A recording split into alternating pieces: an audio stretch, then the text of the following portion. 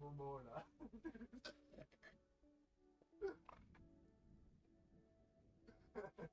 Qu'est-ce que ça? C'est du smoothie à la banane. Je le bois avant de chialer parce qu'on va chialer. Vous connaissez Doctor Who? Première saison. Ah, c'était cool! C'était bon enfant. Voilà, on repose un peu les bases de l'univers. Vous voulez la saison la plus triste de tous les temps? Parce que c'est ce que c'est. La saison 2 de Doctor Who est donc la première saison avec l'un des docteurs les plus importants de ces dernières années, même l'un des docteurs les plus importants de toute la série, que ce soit classique ou que ce soit normal, à savoir le 10e docteur, David Tennant. Je pense qu'il n'y a pas plus populaire de nos jours, et je l'ai déjà expliqué dans ma vidéo avec le problème de la périgénération, quand tu penses Doctor Who, la plupart des gens, en tout cas le grand public, vont penser David Tennant. Tu penses le docteur, David Tennant. Tu penses Doctor Who, David Tennant. Dalek, David Tennant. 13e docteur, David Tennant. Oui, je dis 13e, pas 14e, parce que Jodie Whittaker a vécu dans l'ombre du 10e pendant toute sa vie. Comics, livres audio, bande dessinée, série. Présence lors de grands événements, genre la San Diego Comic Con, lors de l'ère du 10e docteur, enfin du 13e pardon, Jodie Whittaker était partout.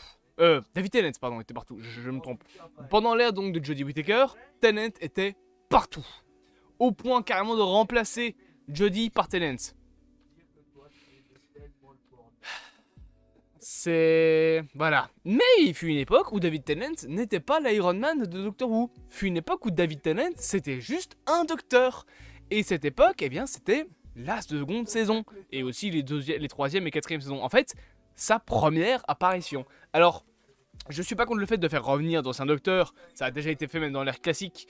Avec l'épisode Les 5 docteurs. Où on faisait notamment revenir... je pense que c'était quoi? C'était Peter Davidson, John Pertwee, Tom Baker, je pense que c'était ça, ou alors c'était les 4 docteurs, je sais plus, mais en tout cas voilà, c'était un vieux épisode, je pense de l'ère du 6ème, et on a eu des épisodes qui font revenir des docteurs, comme on en a encore de nos jours.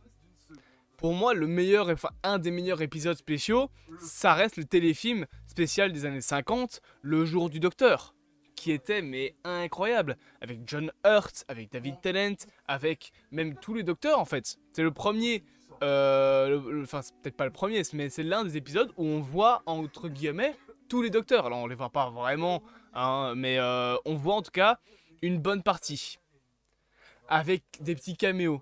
Parfois c'est des images d'archives, parfois c'est des scènes retournées pour l'occasion, mais voilà. Mais là, on parle de l'ère où Tennant, c'était le docteur actuel. Cette ère qui a passé de 2005 à 2010, je pense, ouais c'est ça. Cette ère où Tennant était avec Rose Tyler. Cette ère que tout le monde a encore dans la tête, tellement ce duo-là a complètement fait crever l'écran. La première saison, c'était le retour de Doctor Who, on pose les bases. La deuxième, on défonce tout. Alors sur l'image, le logo que vous voyez, c'est le logo du 11ème, enfin de la série à l'époque de Matt Smith. Mais voilà, on s'en fout de ça. Mais voilà, c'était vraiment le gros duo, c'était le Docteur et Rose Tyler. Et c'était incroyable.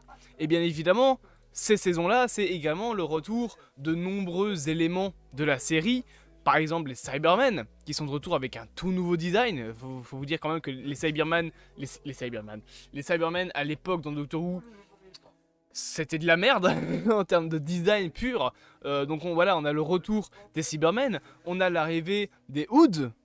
Et également, voilà, on a une saison qui a tout pour plaire. Un bon docteur, une bonne compagnon avec Rose Tyler. On a des Daleks également avec Dalek Sec, etc.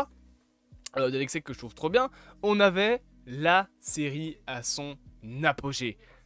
Peut-être pas à son apogée final, voilà, parce qu'après il y a encore eu des saisons qui étaient incroyables derrière, mais on a vraiment ce qui fait le cœur de Doctor Who dans cette saison. Des bons ennemis, un bon docteur, une bonne compagnon ou un bon compagnon, et surtout une fin qui est restée dans les mémoires. La raison pour laquelle David Tennant reste dans les mémoires également dans la série, c'est que c'est l'un des docteurs qui a montré le plus d'émotion. Dans le sens où c'est celui où la disparition du compagnon est la plus brutale. Le 9e Docteur n'a pas eu besoin de ça. Il n'a pas eu à voir son compagnon mourir. Puisque c'est Rose qui a vu le 9e Docteur mourir. Et même dans la série classique, en soi, il y a des exemples aussi que je peux donner. Alors, dans mes souvenirs, hein, parce que la série classique, elle est vieille. Mais par exemple, le 6e Docteur se régénère alors qu'il a encore son compagnon. Donc, c'est pas lui qui perd un compagnon.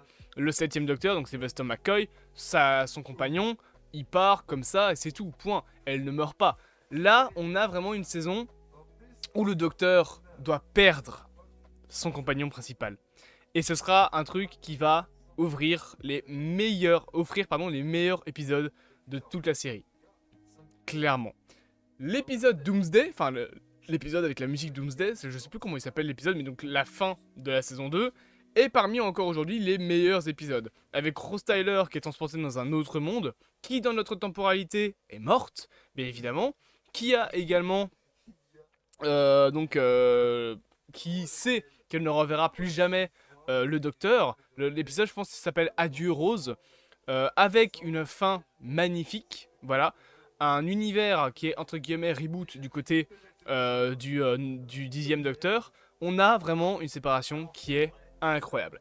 Et ce côté avec les compagnons qui meurent, eh bien la série va ensuite s'en inspirer, notamment par exemple avec d'autres compagnons. Je pense à Amy Pound, la mort d'Amy Pound, c'est très bien. Je pense à Clara Oswald, la mort de Clara Oswald avec le corbeau, c'était très bien mis en scène également.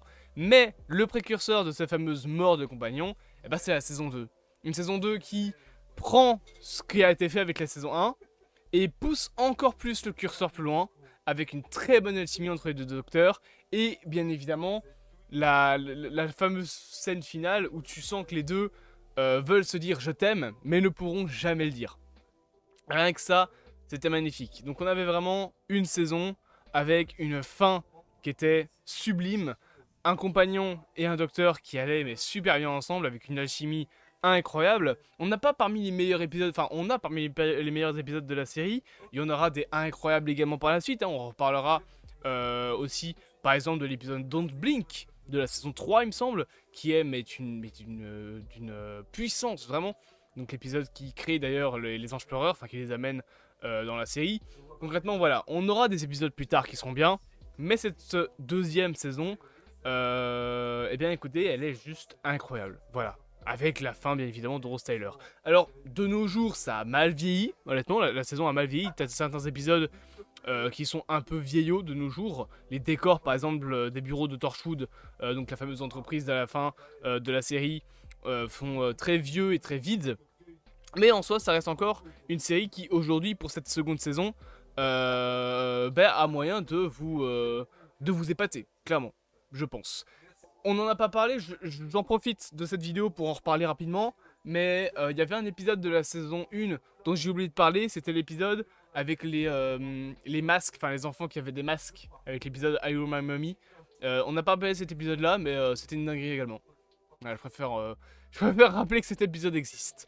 J'espère quand même que cette petite vidéo vous aura plu, voilà, c'est assez court, mais je pense qu'il n'y a pas plus de choses à dire que ça, parce qu'en soi, Doctor Who, c'est beaucoup des épisodes, enfin c'est beaucoup des séries en fait, où tu vas avoir un épisode où il y a plein de choses à dire, et le reste c'est des épisodes voilà, qui passent comme ça, en tout cas pour le début, c'est ainsi. Il y aura plus de choses à dire bien évidemment, je pense notamment pour l'épisode avec Matt Smith. On se dit quand même à bientôt pour de prochaines aventures, n'hésitez pas à vous abonner, à partager, à liker et à commenter.